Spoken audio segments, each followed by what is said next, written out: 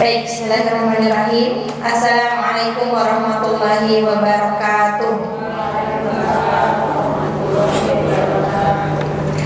Alhamdulillahi bi ni'matihi tatimmu shalihat. Allahumma shalli wa sallim ala nabiyyina Muhammad sallallahu alaihi wasallam.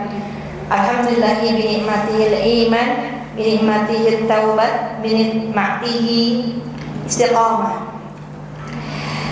Bismillahirrahmanirrahim. Allahumma anfa'na bima 'allamtana wa 'allimna ma yanfa'una wa zidni ilman.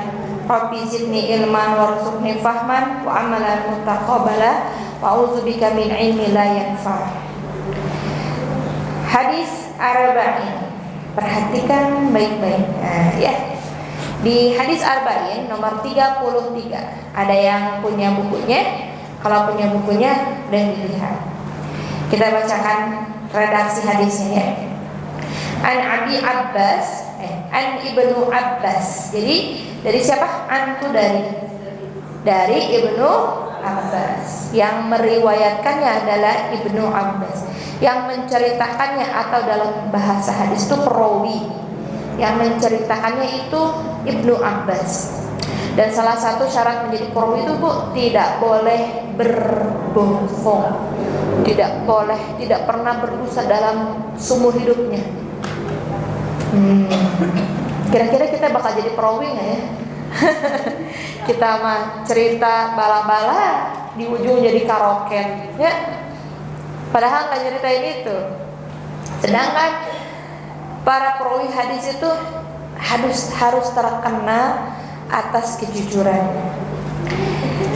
Dari Ibnu Abbas, An Ibnu Abbas, anna Rasulullah sallallahu alaihi wasallam qala, jadi bahwa Rasulullah sallallahu alaihi wasallam bersabda, "Lau yu'tan nas bid'awahum."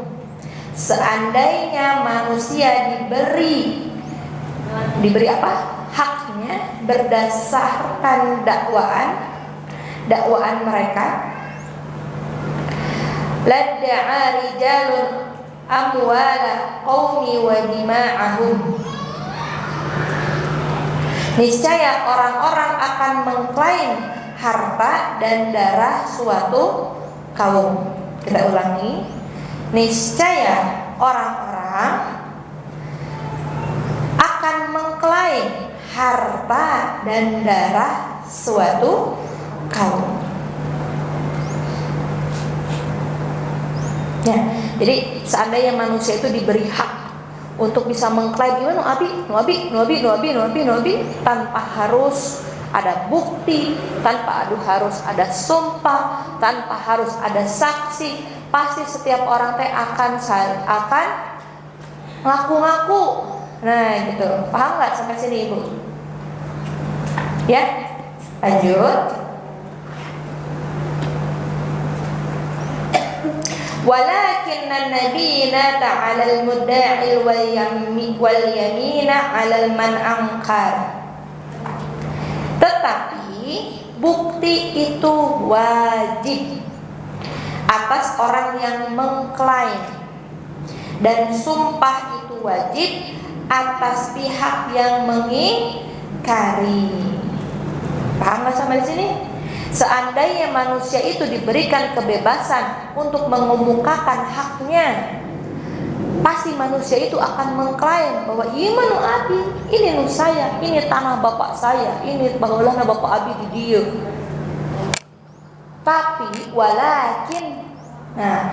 Tapi manusia itu harus memberikan klaim bukti bahwa ini miliknya, dan sumpah kalau dia mengingkari. Cing sumpah na abdi mantek gitu. Jadi harus bersumpah untuk yang mengingkarinya. Yang ngaku-ngakunya dia harus punya bukti. Yang sering kejadian adalah soal patok tanah. Betul ya, Bu? Itu udah sering sekali orang-orang yang nggak geserkan patok nih. Ini masa gini, ini kejadian dulu di keluarga saya, kata ibu. Nah, itu asal bukit sempit, cek nenek saya, 1 meter, dibantu segini. Nah, nggak bisa kita mengklaim seperti itu. Pakai perasaan tuh nggak bisa. Maka sekarang mah ada notaris, ada SHM yang sebagainya. Itu sebagai rujukan atau mungkin ijtihad dari hadis ini, ijtihad dari persengketaan seperti ini. Karena manusia mah tidak bisa dipegang kata-katanya. Manusia mah pasti berubah. Hati manusia itu cepat berubah itu. Jadi jangan pernah mempercayai gitu 100%. Ya nanti mah insya Allah mau Robi, tapi mah gini perasaannya. Manusia itu terbolak-balik hatinya, dan Allah lah yang menggenggam hati manusia itu.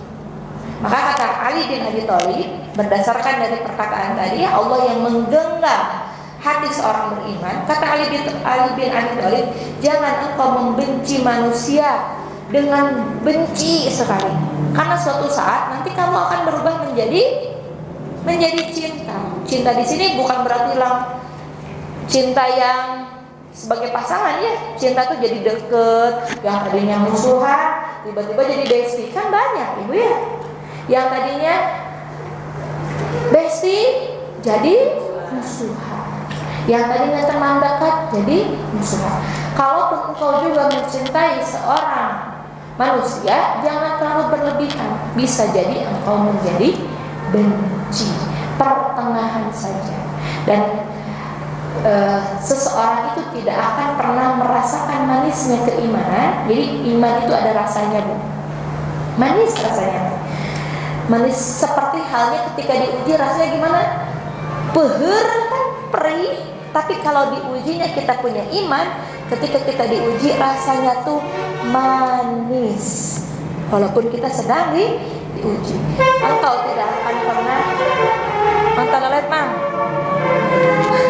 engkau tidak akan pernah mencapai rasanya manisnya iman kecuali engkau mencintai Allah dan Rasulnya melebihi cinta kepada diri sendiri. Untuk diri sendiri pun Allah dan Rasulnya pun di atas diri kita sendiri. Contoh aja ini, kita ya ada para wanita ini ya, kita akan mendahulukan hak siapa? Hak kita atau hak tetangga kita atau saudara kita? Misalnya air tuh lagi saat itu, saatnya, nah nggak ada air, airnya seember lagi. Terus ada yang minta tetangga, ibu bakal ngasih nggak? Kan nggak ada. Iya mah tetangga murang kali api, tanggo api. Itu tuh baru air ibu yang urgent. Jangankan itu atuh. Ketika kita nyari lomari, buka ke lomari, mau dikasih ke yang ngasih, yang dibawa yang bagus atau yang dikasih yang paling bagus, atau yang menurut kita sudah tidak ada ini lagi. Pasti gitu kan ya. Nah, kalau untuk Allah dan Rasulnya, jangankan harta, nyawa aja dikasihkan. Jangankan hal-hal yang sepele seperti tadinya, nyawa aja kita berani berkorban. Dan itu sudah kejadian oleh generasi-generasi terbaik. Khadijah radhiyallahu anha itu sampai habis hartanya untuk kaum muslimin, untuk Allah dan Rasul. Kalau ibu bilang kayak gini, ya, ibu teh kan suka gini, nyesepnya jadi Khadijah punya suami sebaik Nabi Muhammad SAW. Ibu berani jadi Khadijah, Bu? Hartanya habis untuk Nabi Muhammad. Berani, Bu? Atau ayah tambahan deui, ayah mah. Jangan boro-boro jadi Khadijah, Ibu. Ya. Makanya apa? Jadi Khadijah itu sampai hartanya tuh habis untuk Allah dan Rasulnya. Jadi bab harta itu susah ya. Hadis ini hasan, Al-Baihaqi dan selainnya meriwayatkannya demikian dan sebagainya terdapat dalam As-Sahihain. Jadi sahih. Hadisnya sahih. Kemudian Imam An-Nawawi, nih ini tarjihnya atau syarahnya, pendapat dari Imam An-Nawawi. Pembuktian wajib atas orang yang mengklaim dan sumpah wajib atas pihak yang mengingkari. Tadi ada kata seperti itu kan hadisnya ya. Tadi kan sabda Rasulullah bahwa nih hadisnya, walakinnal bayyinata 'alal muda'i wal yamina 'ala man ankar. Dan tetapi bukti itu wajib atas orang yang mengklaimnya, dan sumpah itu juga wajib atas pihak yang mengingkari. Jadi kalau ada sengketa nih, perebutan tanah sengketa, yang satu harus berani bersumpah, yang satu harus berani memberikan bukti. Maksudnya adalah pembuktian ini hanya berlaku atas orang yang mengklaim, karena ia mengklaim yang menyelisihi zahirnya, yang pada asalnya ialah terlepas dari tanggungan, sementara sumpah hanyalah hak pihak orang yang diklaim. Karena yang mengklaim apa yang sesuai asalnya, yaitu terlepas perkara. Ada sejumlah persoalan yang dikecualikan. Diterima ucapan orang yang mengklaim teh ngaku-ngaku ibu ya, dengan tanpa bukti dalam perkara yang tidak diketahui kecuali dari pihaknya.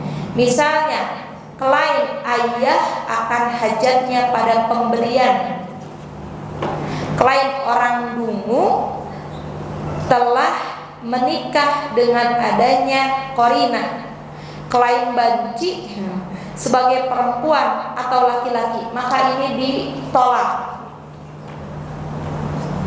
ditolak, gak usah bersumpah, sudah tertolak. Ayah ini kan ya, ayah misalnya klaim ayah akan hajatnya pada pemberian, gak bisa diklaim. Misalnya orang tua sok adikeun, saya sudah ngasih kamu ini, nggak bisa diklaim oleh ayahnya sendiri terhadap pemberian terhadap anaknya, karena itu tanggung jawab ayahnya. Tapi anaknya juga kalau memahami sebuah hadis bahwa harta seorang anak itu milik bapaknya. Saya ketika tahu hadis itu bunyi bahwa harta seorang anak itu adalah milik bapaknya. Jadi kalau bapak saya pinjam uang, bukan pinjam itu Pak, itu bukan pinjam, itu memang harta anak ini milik ayahnya. Kalau kembali kepada rujukan hadis, berat kan ya, apalagi tiba-tiba bapak yang tiba-tiba datang ketika dewasa ini, nggak pernah terlihat mengurus bla bla bla bla, tiba-tiba udah dewasa, agar silaturahmi kita tidak terputus. Cik atau tiasa 100 manawi, itu berat sekali. Tapi kalau yang tadi ya, kalau kita mencintai seseorang karena Allah, karena Allahnya, pasti itu akan lebih mudah. Kalau pakai hukum dunia mah iya. Kalau memakai hukum dunia mah kamana wae kemari, kemana saja Bapak selama ini. Tapi kalau kita memakai keimanan tadi, memakai manisnya iman, nah inilah yang disebut mencintai seseorang karena Allah. Bukan aku mencintai kamu ya, tapi karena aku mencintai Allah, aku berbuat baik kepadamu. Berat sekali. Dan ini juga yang dirasakan oleh Nabi Ibrahim. Kurang gimana coba ibu? Nabi Ibrahim punya ayahnya kayak gimana? Pemahat patung. Tapi ketika Nabi Ibrahim berkata, ya abati, wahai ayahku tersayang, tetap dengan kata-kata yang baik. Perkara ini memang berat, apalagi di zaman sekarang ketika semua memakai standar medsos. Jadi buat kita orang beriman pakai itu, ngebalas orang tua, ngebalas kebaikan orang tua, berbuat baik kepada anak, itu bukan balas budi, itu bukan hak lain, hak ham. Itu adalah bentuk tanggung jawab kita, amanah kita kepada Allah. Maka ketika seorang ayah meminta haknya, meminta balasannya atau apa, itu tidak bisa diklaim, pun anaknya juga nggak bisa diklaim. Ini gugur begitu ibu. Ini sahur Imam An-Nawawi, ada pengecualian. Jadi kalau orang lain kalau mau mengklaim harus ada bukti. Ini tas punya saya. Mana buktinya? CCTV. Mana buktinya? Ini teman saya yang kawin. Seperti itu. Tapi dari pirang tasnya yang susahnya itu tadi. Mengklaim apa? Misalnya mengklaim anak biologis, berarti harus ada bukti apa? Tes DNA, hal lain. Jadi nggak bisa ngaku-ngaku. Lanjut. Faidah dalam hadis ini ada 4 faidah. Faidah hikmahnya, keutamaannya, atau manfaatnya untuk dipelajari. Faidah yang pertama, syariat Islam sangat berkeinginan memelihara harta dan darah manusia. Jadi Islam itu memfasilitasi, Islam itu melindungi hak setiap orang berimannya atas hartanya pun atas darahnya. Tidak boleh kita mengorbankan darah sesama muslim tanpa ada sebab. Balasannya gimana ibu? Kalau kita ngebunuh orang di penjara? Bukan, itu hukum manusia. Gimana bu? Kisos. Jadi kalau kita ngebunuh manusia, ngebunuh orang, balasannya gimana? Cara ngebalasnya gimana? Dibunuh lagi, dikisos lagi. Jadi bukan di penjara, bukan karena untuk melindungi hak asasi manusia di penjara saja, bukan. Itu hukum manusia.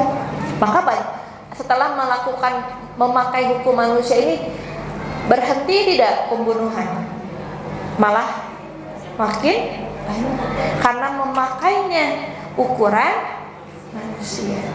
Kalau memakai ukuran aturan Allah, mata diganti mata, tangan ganti tangan. Mencuri pun langsung potong tangan, mau berapapun nyurinya. Kan berarti gitulah ibu ya. Jadi kawan. Lanjut. Sabda Rasulullah tentang darah dan harta ini. Seandainya manusia diberi berdasarkan dakwaan klaim mereka, niscaya orang-orang akan mengklaim harta dan darah suatu kaum. Itu ya. Jadi Islam sangat melindungi harta dan nyawa seorang muslim, apalagi kehormatan pun kehormatan. Yang nomor 2,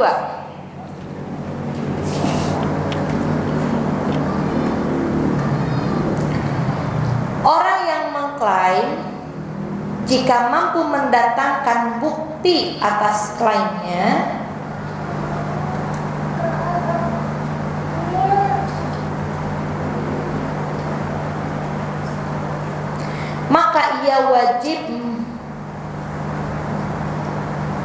maka ia diberi keputusan menurut pengakuannya. Maksudnya kayak gimana? Jika orang yang mengklaim tapi ia ternyata memiliki buktinya, berarti klaimnya diterima, berarti pengakuannya diterima. Misalnya ibu, ini punya saya, ini buktinya, notanya, pembeliannya, berarti kita diterima. Orang yang mengklaim harus menyertakan bukti. Jadi nggak bisa tuh bu, kita udah punya bukti, ini tanah punya kita, terus gara-gara tadi bangunan dicanda, nggak bisa. Kalau pakai hukum agama nggak bisa. Kita punya bukti bahwa ini tanah milik kita. Pedah tidak di bangunan, pedah kita tidak ditempatkan, pedah didiamkan begitu saja, tiba-tiba disita karena nggak dikelola, itu nggak bisa. Kumaha ya? Begininya punya. Ini taruh video Dajjal kayaknya, coba ini mah kayaknya hampir mendekati akhir zaman. Bener-bener chaos bu, chaos chaos itu tahu, kacau. Allah, Bu hati-hati tak punya. Ini mah bukan unsur itu, ini hati-hati saja. Pilih ibu punya tanah yang nggak dipakai, wakafkan saja. Disuruh pakai, dikelola saja, dikelola, dikontrakin atau diapapun lah itulah ibu ya. Karena kita pakai hukumnya, hukum pemerintah. Lanjut 5 menit lagi ya Allah. Sekarang nyambungnya. Lalu apa itu bukti? Nih, bukti menurut hadis ini ialah segala yang dapat membuktikan kebenaran dan menjelaskannya.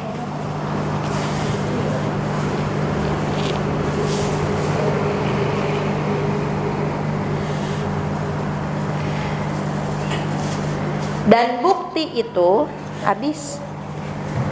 Ayo, tes. Dan bukti itu bukan hanya 2 orang saksi. Mana buktinya? Ini buktinya Abi pas meser tanah teh ini 2 ini jadi saksinya. Habis. Tidak bisa dijadikan bukti. Dan bukti itu bukan hanya 2 orang saksi atau seorang saksi, tetapi semua yang dapat membuktikan kebenaran. Ini ingat, ini tentang pengelolaan harta. Maka nggak bisa manusia dijadikan bukti. Harus ada hitam di atas putih. Maka itu disebut bukti.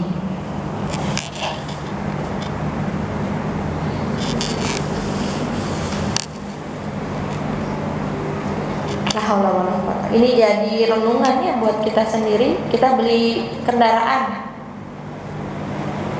tidak ada buktinya Bu, mahal. Buktinya naon Bu? Mana Bu? Buktinya apa? BPKB. Kalau nggak ada BPKB-nya gimana Bu?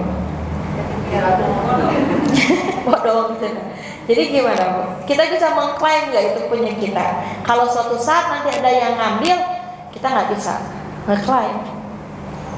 Ya, wayahnya nanti bisa diambil di tengah jalan, di manapun itu bisa, karena kita belum punya bukti tentang kepemilikannya. Begitu, maka hati-hati karena penadah juga sama-sama berdosanya. Jadi harus sangat hati-hati tentang syariat ini tentang ini. Lanjut. Sumpah itu, nah ini tadi kan, kalau dia yang ngaku-ngaku harus punya bukti, yang mengingkarinya harus bersumpah. Lalu apa itu sumpah? Sumpah itu wajib bagi pihak yang mengingkari, yakni yang mengingkari pengakuan orang yang mengklaim. Dan sumpah itu kalau manusia hanya boleh demi Allah saja. Tidak boleh demi Allah dan Rasulullah, nggak boleh. Harus wallahi atau demi Allah. Dan sumpah ini bukan dijadikan lalapan ya Bu ya. Berat, sumpah ini tuh berat. Kalau di zaman Rasulullah ada namanya mubahalah, yaitu sumpah di atas Al-Quran, mubahalah. Itu yang disahkan di Islam.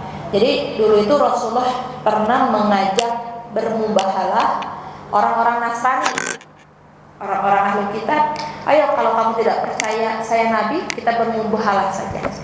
Saya bawa keluarga, bawa Ali, bawa Fatimah, bawa cucu-cucunya, dan dia juga bawa keluarganya ke suatu lapangan luas itu. Dan itu langsung kena, kena efeknya saat itu.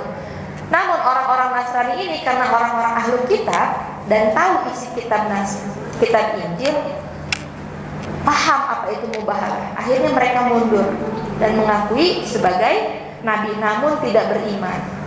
Walaupun tahu itu seorang nabi, tetap aja tidak ngaku beriman. Jadi sumpah di atas Al-Quran, sumpah wallahi itu berat. Bisa dibatalkan? Tidak bisa. Syariatnya itu dengan berpuasa selama 3 hari kafarahnya, atau memberi makan orang miskin. Berapa orang ya? Kalau tidak salah, saya lupa lagi. Entah 3 hari berturut-turut itu atau 10 orang miskin. Nanti dicari lagi ya. Masih ingat nggak ketika Sarah bersumpah ingin menyakiti Hajar? Apa solusinya? Gak bisa dibatalin nggak? Nggak bisa. Solusinya apa? Ini sebagai tadi pemutusan sumpah. Jadi sumpah ini berat. Wallahi kurut celi abi, nah itu nggak boleh itu ya, karena sumpah itu berat. Satu lagi, satu terakhir, udah 4:30. Nomor 4, faidahnya dari hadis tersebut. Seandainya orang yang mengingkari tersebut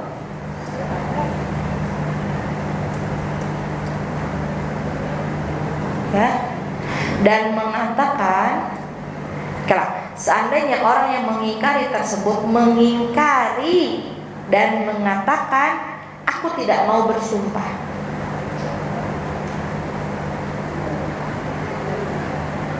Jadi yang satu udah ngasih bukti, sok kamu sumpah ini punya kamu. Gak mau, saya nggak mau sumpah. Gak mau, saya nggak mau bersumpah. Berarti dia disebut pembangkang. Membangkang.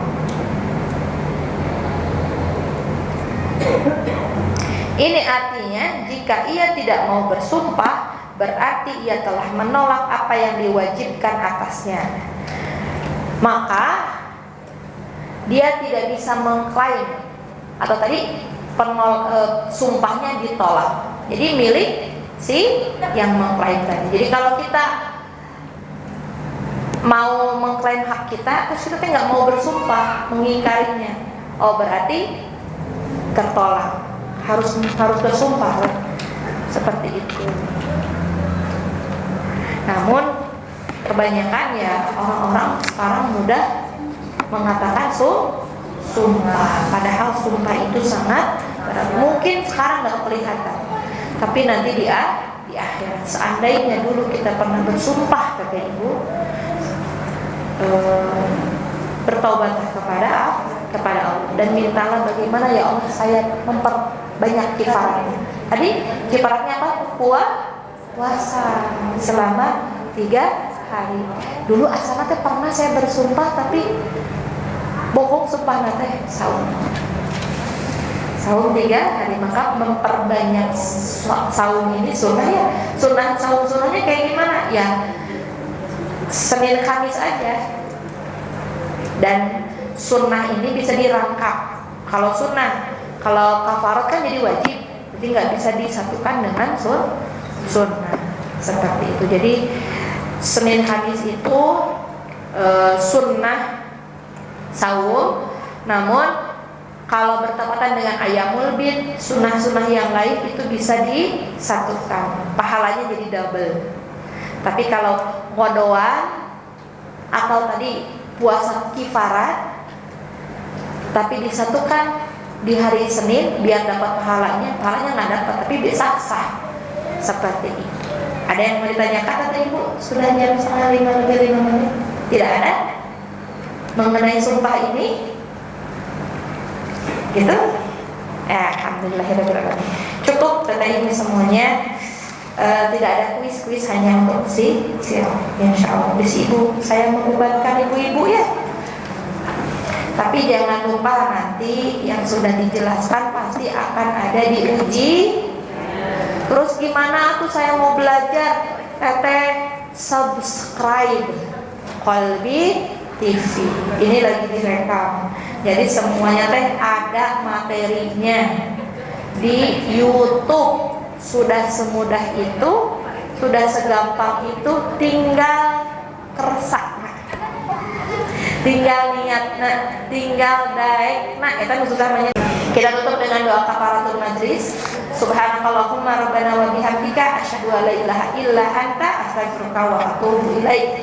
Aku qouli hada wa astaghfiruka wa lakum. Wassalamualaikum warahmatullahi wabarakatuh. Silakan boleh di istirahat terlebih dahulu, boleh langsung ke halaqahnya juga. Tafadhali.